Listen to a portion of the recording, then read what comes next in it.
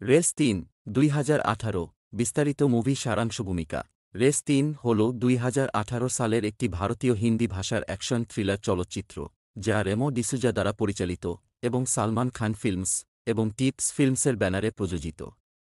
এটি রেস ফ্র্যাঞ্চাইজির তৃতীয় কিস্তি, যার আগে রেস ২০০৮ এবং রেস ২ ২০১৩ মুক্তি পেয়েছিল। চলচ্চিত্রটিতে সালমান খান, অনিল কাপুর, ববি দেওল, জ্যাকুলিন ফার্নান্ডেজ, ডেইজি শাহ এবং সাকিব সালিম গুরুত্বপূর্ণ ভূমিকায় অভিনয় করেছেন।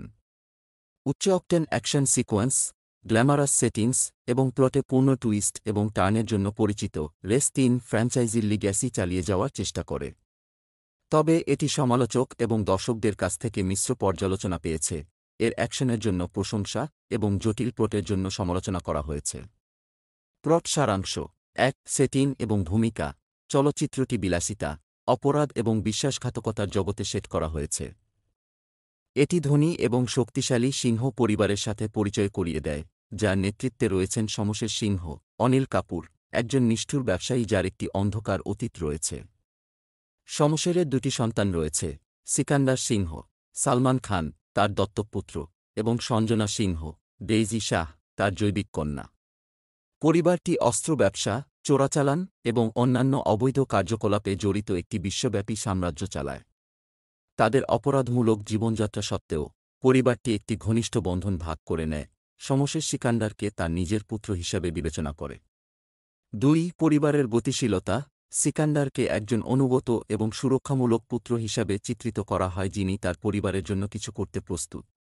অন্যদিকে সঞ্জনা একজন দুর্দান্ত এবং স্বাধীন মহিলা যিনি তার বাবার প্রতি গভীরভাবে নিবেদিত।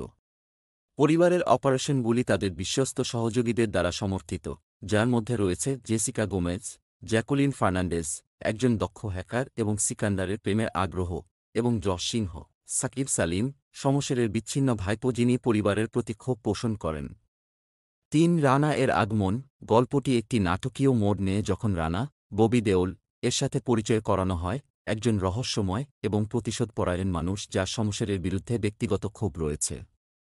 রানা সিংহ পরিবারের অপারেশনগুলিতে অনুপ্রবেশ করে, একটি সম্ভাব্য মিত্র হিসাবে ভান করে গোপনে তার প্রতিশোধের পরিকল্পনা করে। তার আগমন পরিবারের গতিশীলতাকে ব্যাহত করে এবং বিশ্বাসঘাতকতা এবং ক্ষমতা সংগ্রামের জন্য মঞ্চ স্থাপন করে। ৪. হেইস্ট এবং বিশ্বাসঘাতকতা কেন্দ্রীয় প্লটটি মূল্যবান অস্ত্রের একটি উচ্চস্টেক হেইস্টকে কেন্দ্র করে আবর্তিত হয়। শমশের সিকান্দার এবং সঞ্জনাকে অপারেশনটি নেতৃত্ব দেওয়ার জন্য নিয়োগ করে, কিন্তু গোপন এজেন্ডা এবং বিশ্বাসঘাতকতা প্রকাশিত হওয়ার সাথে সাথে পরিস্থিতি দ্রুত নিয়ন্ত্রণের বাইরে চলে যায়। রানা পরিস্থিতিটিকে পরিবারের সদস্যদের একে অপরের বিরুদ্ধে পরিণত করার জন্য হেরফের করে, তাদের দুর্বলতা এবং গোপনীয়তাগুলি শোষণ করে। ৫. টুইস্ট এবং টার্ন গল্পটি এগিয়ে যাওয়ার সাথে সাথে এটি প্রকাশিত হয় যে সিকান্দারের নিজস্ব উদ্দেশ্য রয়েছে এবং সে যতটা অনুগত বলে মনে হয় ততটা নয়। সে গোপনে শমশেরকে উৎখাত করতে এবং পরিবারের সাম্রাজ্যের নিয়ন্ত্রণ নিতে রানার সাথে সহযোগিতা করে। এদিকে জেসিকা এবং জোশেরও তাদের নিজস্ব গোপন এজেন্ডা রয়েছে, যা প্রতারণা এবং ডাবল ক্রসিংয়ের একটি জালের দিকে নিয়ে যায়। ৬. চূড়ান্ত সংঘর্ষ চলচ্চিত্রটি একটি বিস্ফোরক চূড়ান্ত পরিণতির দিকে এগিয়ে যায় যখন চরিত্রগুলি একাধিক তীব্র এবং অ্যাকশন প্যাকড সিকোয়েন্সে একে অপরের মুখোমুখি হয়। চূড়ান্ত সংঘর্ষটি একটি মরুভূমিতে ঘটে, যেখানে সিকান্দার, রানা এবং শমশের বুদ্ধি এবং শক্তির লড়াইয়ে মুখোমুখি হয়। চূড়ান্ত পরিণতিতে নাটকীয় প্রকাশ ঘটে, যার মধ্যে রয়েছে সিকান্দার এবং শমশেরের সম্পর্কের প্রকৃত প্রকৃতি এবং রানার প্রতিশোধের পিছনের কারণগুলি। ৭. ফলাফল শেষ পর্যন্ত সিকান্দার চূড়ান্ত বিজয়ী হিসাবে আবির্ভূত হয়, সবাইকে ছাড়িয়ে গেছে এবং পরিবারের সাম্রাজ্যের নিয়ন্ত্রণ নিয়েছে। তবে তার বিজয় একটি মূল্যে আসে, কারণ সে একা এবং বিচ্ছিন্ন হয়ে যায়, যারা তার সবচেয়ে কাছে ছিল তাদের বিশ্বাসঘাতকতা করেছে। চলচ্চিত্রটি একটি গম্ভীর নোটে শেষ হয়, সিকান্দার ক্ষমতার মূল্য এবং তার কর্মের পরিণতি সম্পর্কে প্রতিফলিত করে। থিম এবং বার্তা রেস ৩ বিশ্বাসঘাতকতা, আনুগত্য এবং ক্ষমতার দুর্নীতিগ্রস্ত প্রভাবের থিম অন্বেষণ করে। চলচ্চিত্রটি পরিবারের গতিশীলতা, জটিলতা এবং লোকেরা তাদের লক্ষ্য অর্জনের জন্য কতদূর যেতে পারে তা দেওস। এটি এই ধারণাটিও তুলে ধরে যে অপরাধ এবং প্রতারণার বিশ্বে বিশ্বাস একটি বিলাসিতা যা কয়েকজনই বহন করতে পারে। অভিনয় সালমান খান সিকান্দার হিসাবে একটি ক্যারিশম্যাটিক অভিনয় প্রদান করেন, তার ট্রেডমার্ক স্টাইল এবং স্ক্রিন উপস্থিতি প্রদর্শন করেন।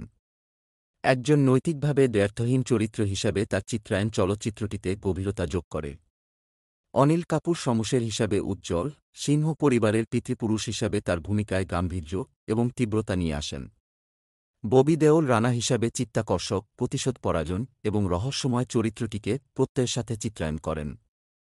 জ্যাকুলিন ফার্নান্ডেজ এবং ডেইজি শাহ চলচ্চিত্রটিতে গ্ল্যামার এবং শক্তি প্রদান করেন, যদিও তাদের চরিত্রগুলি মূলত উন্নয়নহীন। সাকিব সালিম জোশ হিসাবে একটি সঠিক অভিনয় প্রদান করেন, যদিও তার ভূমিকা সুযোগের মধ্যে সীমাবদ্ধ। পরিচালনা এবং প্রযুক্তিগত দিক, রেমো ডিসুজা রেস ফ্র্যাঞ্চাইজির তৃতীয় কিস্তির জন্য পরিচালনার দায়িত্ব নেন। যদিও তার পরিচালনায় স্টাইলিশ এবং দৃশ্যত আকর্ষক, চলচ্চিত্রটি একটি জটিল প্লট এবং সুসংগততার অভাব থেকে ভোগে। আয়নাঙ্কা বোসের সিনেমাটোগ্রাফি দৃষ্টিনন্দন, চলচ্চিত্রের গ্ল্যামারাস সেটিংস এবং উচ্চ অকটেন অ্যাকশন সিকোয়েন্সগুলিকে ফ্লেয়ার দিয়ে ধারণ করে। অ্যাকশন কোরিওগ্রাফি চলচ্চিত্রের একটি হাইলাইট, সালমান খান সাহসী স্টান্ট এবং যুদ্ধের সিকোয়েন্সগুলি সম্পাদন করেন যা চলচ্চিত্রের উত্তেজনা যোগ করে। রমেশ্বর এস. ভগত এর সম্পাদনা অসম, চলচ্চিত্রের গতি তার অত্যধিক জটিল প্লটের কারণে ভোগে। সঙ্গীত এবং ব্যাকগ্রাউন্ড স্কোর, প্রীতম এর সঙ্গীত চলচ্চিত্রের একটি প্রধান হাইলাইট, সেলফিশ এবং পার্টি চলো অন গানগুলি তাৎক্ষণিক হিট হয়ে উঠেছে। সাউন্ড ট্র্যাক চলচ্চিত্রের গ্ল্যামারাস এবং উচ্চশক্তির ভাইব যোগ করে। ব্যাকগ্রাউন্ড স্কোর চলচ্চিত্রের মেজাজের পরিপূরক, এর অ্যাকশন প্যাকুড এবং নাটকীয় মুহূর্তগুলিকে উন্নত করে। উপসংহার, রেস ৩ একটি উচ্চ অকটেন অ্যাকশন থ্রিলার যা রেস ফ্র্যাঞ্চাইজির লিগ্যাসি চালিয়ে যাওয়ার চেষ্টা করে। যদিও এটি স্টাইল, গ্ল্যামার এবং অ্যাকশনে সরবরাহ করে, চলচ্চিত্রটি প্লট সুসংগততা এবং চরিত্র বিকাশের ক্ষেত্রে কম পড়ে। তার তারকাবহুল কাস্ট, রোমাঞ্চকর অ্যাকশন সিকোয়েন্স এবং স্মরণীয় সঙ্গীতের সাথে, রেস ৩ ফ্র্যাঞ্চাইজি এবং সালমান খানের ভক্তদের জন্য একটি বিনোদনমূলক ঘড়ি। তবে এটি তার পূর্বসূরিদের দ্বারা নির্ধারিত মানদণ্ড পূরণ করতে ব্যর্থ হয়, দর্শকদের একটি মিশ্র অভিজ্ঞতা রেখে।